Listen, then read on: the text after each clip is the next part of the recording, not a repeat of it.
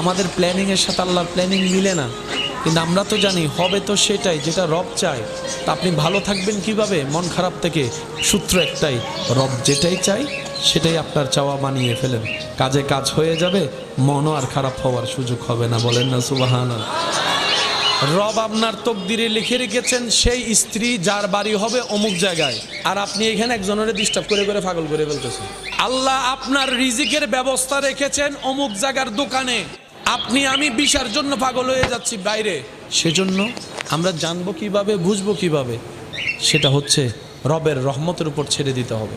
আল্লাহ আমার জন্য যেটা ভালো হয় তুমি আমাকে সেটা দান করো, সেটা আসা পর্যন্ত আমাকে ধৈর্য ধারণ করার তৌফিক দান করো।